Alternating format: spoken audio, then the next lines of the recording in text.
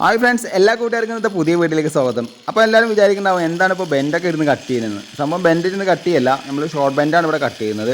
Bend എന്ന് പറഞ്ഞാൽ സാധാരണ നാലിഞ്ച് ബെൻഡാണെന്നുണ്ടെങ്കിൽ നമുക്ക് കുറച്ച് ISA മാർക്കുള്ള ബെൻഡൊക്കെ ആണെങ്കിൽ നമുക്ക് ഇതേപോലെ ചെയ്യാം. സാധാ ബെൻഡിലാണെങ്കിൽ നമുക്ക് ഇതേപോലെ കട്ട് ചെയ്യാൻ പറ്റില്ല. എന്താ വെച്ച് കഴിഞ്ഞാൽ കുറേ കഴിയുമ്പോൾ ചുങ്ങി വരും. അപ്പോൾ ആ കട്ട് ചെയ്യുന്ന പീസിൻ്റെ ഭാഗത്തേക്ക് ഗ്യാപ്പ് വരും. അപ്പോൾ ഞാനിവിടെ എന്തിനാണ് കട്ട് ചെയ്യുന്നത് വെച്ച് കഴിഞ്ഞാൽ മെയിനോൾ ഉണ്ടാക്കാൻ വേണ്ടിയിട്ടാണ് ഇത് കട്ട് ചെയ്യുന്നത്. എന്താ വെച്ച് കഴിഞ്ഞാൽ ഒരു ബാത്റൂമിൽ നിന്ന് വരുന്ന രണ്ട് സൈഡിൽ നിന്ന് വരുന്ന പൈപ്പും അതേപോലെ സെപ്റ്റി ടാങ്ക് പോകുന്ന പൈപ്പും അവിടെ ജോയിൻറ്റ് വരുന്ന ഭാഗത്ത് ഒരു ജംഗ്ഷൻ ഉണ്ടാക്കാൻ വേണ്ടിയിട്ടാണ്.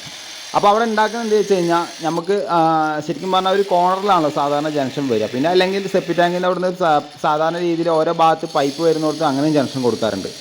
മെയിനോൾ കെട്ടുമ്പോൾ നമുക്ക് ഇതിൻ്റെ മെയിനോൾ ഇതേപോലെ നമുക്ക് റെഡിമെയ്ഡ് വാങ്ങാൻ പറ്റും. PVC തന്നെ എത്ര 4 വേ 3 വേ 2 വേ അങ്ങനെ പറഞ്ഞിട്ടുള്ള മെയിനോൾ നമുക്ക് വാങ്ങാൻ കിട്ടും.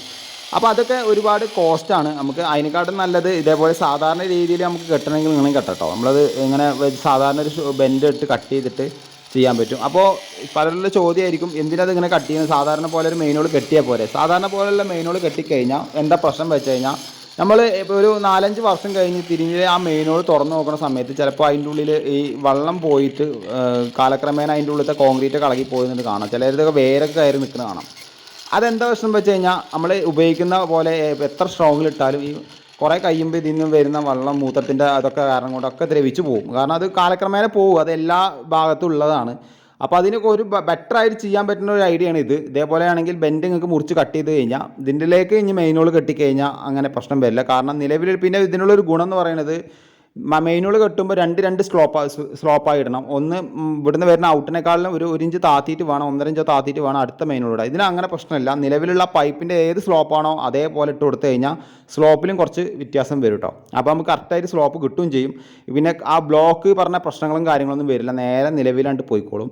ഇതാകുമ്പോൾ കണ്ടോ കറക്റ്റായിട്ട് കിട്ടും. ഇനി ഇപ്പം തുടച്ച് ക്ലിയർ ചെയ്യാണ്ട് ഇതിൽ നിന്നിട്ട് എന്താ വെച്ച് കഴിഞ്ഞാൽ 2 കോട്ട് കുറച്ച് കനത്തിലുള്ള വൈറ്റ് സിമെൻ്റ് കലക്കിയിട്ടൊന്ന് അടിച്ചു കൊടുത്തു കഴിഞ്ഞാൽ പിന്നീട് തിരിഞ്ഞു നോക്കേണ്ട ആവശ്യം വരുന്നില്ല, കറക്റ്റായിട്ട് നിൽക്കും കേട്ടോ.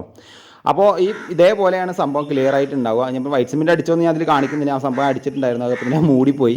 അതെന്ന് വെച്ച് കഴിഞ്ഞാൽ ഇതേപോലെ കെട്ടിക്കഴിഞ്ഞാണെങ്കിൽ ഒന്നുകൂടി സ്ട്രോങ് ആയി. അപ്പോൾ നിങ്ങൾക്ക് ഈ പ്രശ്നങ്ങളും കാര്യങ്ങളൊന്നും വരില്ല. പിന്നെ നിലവിൽ ഞാൻ ഇതിന് മുമ്പ് ഒരു വീഡിയോ ചെയ്തിട്ടുണ്ടായിരുന്നു. 5 ബാത്റൂമിന് നിലവിൽ ഒരു 5 ഇഞ്ച് പൈപ്പ് കട്ട് ചെയ്തിട്ട് അതിൻ്റെ ഒരു ഷോർട്ട് വീഡിയോ ചെയ്തിട്ടുണ്ട്. അതിൻ്റെ ലിങ്ക് എന്തായാലും ഡിസ്ക്രിപ്ഷൻ ബോക്സിൽ ഇടാം. അതിന് ഞാൻ ഇതേപോലെ തന്നെ ചെയ്തിരിക്കുന്നത്. അപ്പോൾ എല്ലാവർക്കും ഈ വീഡിയോ ഇഷ്ടപ്പെട്ടെങ്കിൽ മാക്സിമം ഒന്ന് ഷെയർ ചെയ്ത് കൊടുക്കുക. അതേപോലെ ഈ വീഡിയോയിൽ എന്തെങ്കിലും ഡൗട്ടുകളോ എനിക്ക് എന്തെങ്കിലും മിസ്റ്റേക്കുകളെ പറ്റി തീർച്ചയായിട്ടും നിങ്ങൾ കമൻറ്റ് ബോക്സിൽ ചെയ്യാം കേട്ടോ. അപ്പോൾ എന്തായാലും അടുത്ത വീഡിയോയുമായി വീണ്ടും കാണുന്നവരെ ബൈ ഹാരിസ്.